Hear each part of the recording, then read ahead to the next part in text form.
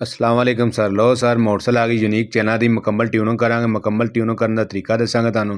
ए sir सारे jar जूर को रखे ने। सब ने पहले फड़ांगे 17 की चाबी, आयल वाला बोल्ट खोलांगे। गड्डी गरम गरम आए आयल बोल्ट खोल दो, आयल निकल जाना मुकम्मल बाहर। मुकम्मल आयल कटांगे बाहर। सारे चाबी ने आयल बोल्ट खोलता है।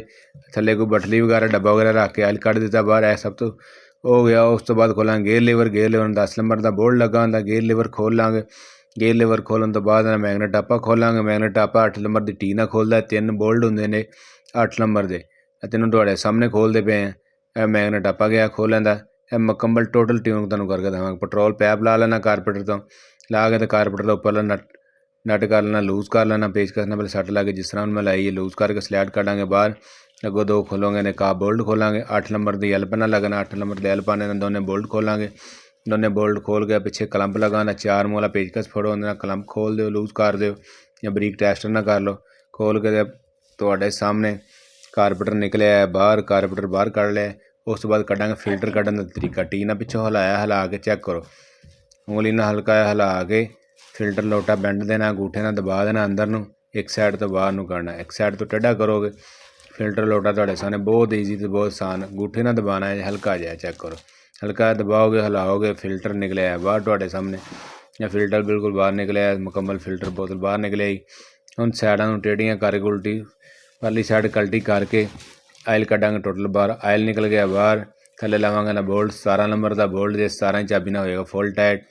बोल्ट टाइट करके चंगी तरह टाइट। पहले हथ ना चूड़ी लानी है। चूड़ी किते खराब ना, सिल्वर की चूड़ी होंगी। ठीक होगा। हथ ना चूड़ी ला के 17 की चाबी ना बोल्ट करांगे टाइट। फुल टाइट कर देंगे। ठीक हो गया। फुल टाइट करके थल्लों बटली मोबाइल जो निकलिया विचों इंजन चुक के रख देंगे साइड ते। साइड ते करदा फिल्टर हुण करांगे साफ। है फिल्टर लोटा है पहले अच्छी तरह कपड़े नाल बाहरों साफ कर लो। बाहरों साफ करन तो बाद तकरीबन पेच लूज करांगे तो फिल्टर निकल जाएगा। यह फिल्टर जो बाहर कटदा फिर अंदरली साइड तो कपड़े नाल अच्छी तरह फिल्टर लोटा करांगे साफ। यह फिल्टर वाली बोतल भी मिट्टी ना भरी भी अंदरों अच्छी तरह पहले कपड़े नाल साफ करके फिर टी दे अगे कपड़ा लगा के बोतल दे अगे तक करांगे साफ। साफ करके रख देंगे साइड। यह फिल्टर पुराना या मिट्टी तुहाडे सामने निकल रही तंदार ने फिल्टर लावांगे नवां दा। फिल्टर लवांगे नवां कोई अच्छी क्वालिटी का। क्रोनलफॉन भी अजकल ठीक चल रहा, क्रोनलफॉन वाला लगा रहे हैं। यह जो फिल्टर होंदा मोटरसाइकिल का होंदा नक, इत्थों उन्हें लैना रस्सा। अगर फिल्टर हो जाए बंद तो गड्डी हो जाती वजनी, पेट्रोल का खर्चा ज़्यादा। यह बोतल वाला पहले मुंह अंदर करना। फिल्टर लोटे वाला तुहाडे सामने आ देखो हिला के इस तरह हिलाना है। पिछों अंगूठे नाल देना बैंड, पिछों करना टेढ़ा टेढ़ा करके हिलाना। जिस तरह हिलांदे जाओगे फिल्टर अंदर जाता जाएगा। यह चेक करो हिला के फिल्टर लोटा करना है बाहर। बाहर कढ़न तो बाद हिलाना चाहिए। इस तरह जो हिलदा रहे तो समझो फिल्टर अगों मुँह नहीं मुड़िया। अगर ना हिलेगा तो फिल्टर का मुँह मुड़िया आएगा। टापा तुहाडे सामने लाओ। फिल्टर का काम हो गया कंप्लीट। फिल्टर लग गया जी। हुण खोलांगे टैबलेट कवरां दे बोल्ट।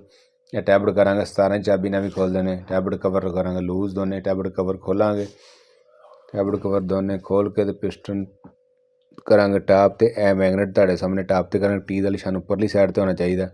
वो सामने टक लगे तो टी वाला निशान ठीक होगा। टाप ते करके हिला के चेक करना अगर टैप टाइट नहीं है लूज ने। जिस तरह भी सैटिंग है इन्हां दी टैपटां दी करांगे। अगर टाइट हो तो लूज करांगे, लूज कर टाइट करांगे। तुहाडे सामने टैबलेट हो रहे हैं। उपर वाला हो गया, थल्ले वाला हो रहा टैबलेट। टैबलेट करांगे ट्यूनिंग का हिस्सा वा। जिस जो कुछ तुहानूं दिखा रहे हैं ट्यूनिंग दे विच होना चाहिए। ठीक है। यह कंप्लीट हो गए तकरीबन। टैबलेट भी हो गए। टैबलेट कवर ला के टैबलेट करते हैं टाइट। दोनों साइडां टाइट करतियां ने। टैबलेट उपरला थल्ले वाला टाइट हो गया। उस तो बाद कारपेटर बाहरों अच्छी तरह वाश करांगे। बाहरों अच्छी तरह वाश करन तो बाद फिर कारपेटर खोलांगे तुहाडे सामने। बाहरों वाश हो गया अच्छे तरीके। हुण पेचकस ने 4 दे मूँह वाले पेचकस ने 2 पेच लगे ने 4 मूँह वाले। कारपेटर थल्लों खोली खुल गई। कारपेटर वगैरह अंदरों जैट वगैरह सारे पैप ने पेट्रोल मारांगे। चेक करो जिस तरह पेट्रोल टैंकी के काक नाल ला के सामने चेक करो जैटां किस तरह पेट्रोल बाहर आ गया। सारे जैट कला कला वाश करांगे। कला कला जैट वाश करके अंदरों बाहरों धो देंगे। सारे जैट खोलांगे। स्लो जैट पेट्रोल वाला जैट सारे पेट्रोल मार रहे हैं तुहाडे सामने। मार के अच्छी तरह वाश करांगे। वाश करके फिट कर देंगे नाल। ए कोली आ गई कारपेटर की। ठीक हो कारपेटर हो गया वाश। हुण करन लगे इहनूं पेच ला के टाइट करन लगे हैं। ने 2 पेच ने कारपेटर ते। कारपेटर टाइट कर दें मैं तुहाडे सामने। लो जी कारपेटर भी कंप्लीट हो गया। हुण कारपेटर तुहाडे सामने फिट करांगे। एंड क्लंप जे कारपेटर का पिछे लगता है फिल्टर लोटे के उपर। यह चेक करो कारपेटर लग गया। कारपेटर हड्डी होंगी ब्लैक रंग की। 2 बोल्ट जो तुहाडे सामने खोले 8 दे एल पाने ने। टाइट करते मैं 8 दे एल पाने ने। यह तकरीबन दोनों टाइट हो रहे हैं।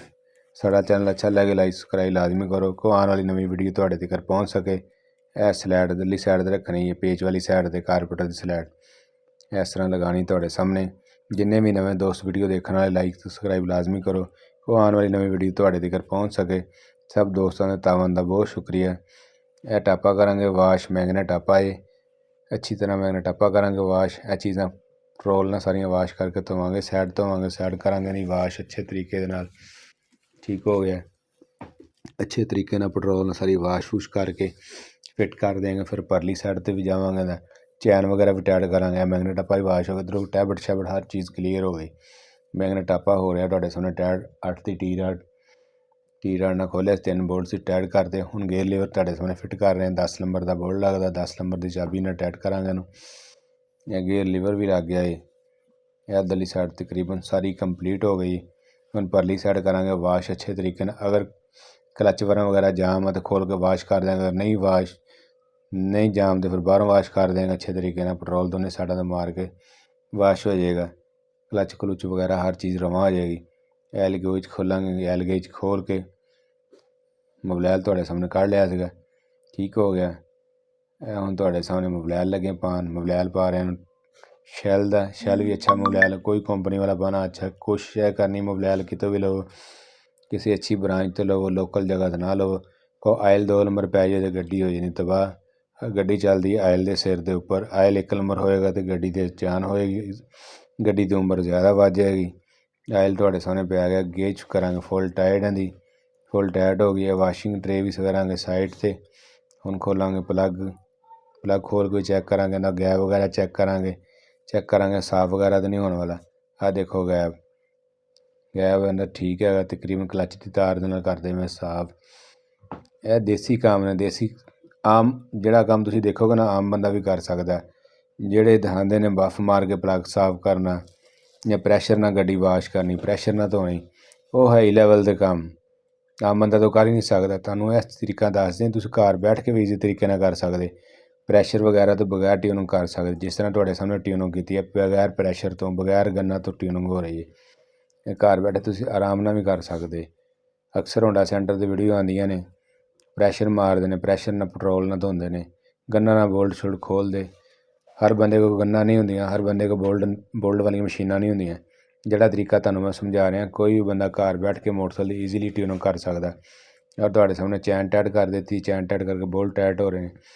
साडा सिर्फ और सिर्फ मकसद है वा, जिहड़े दोस्त आप काम करना चाहते उन्होंने वास्ते वीडियो मैं बनाना वा। और दोस्त इस वीडियो का फायदा हासिल करन और इस वीडियो देख के घर बैठे काम करन। गन्ना ना काम तो हर बंदा कर लैंदा, मशीन ना काम हर बंदा कर लैंदा। सब दोस्तों का तावन का बहुत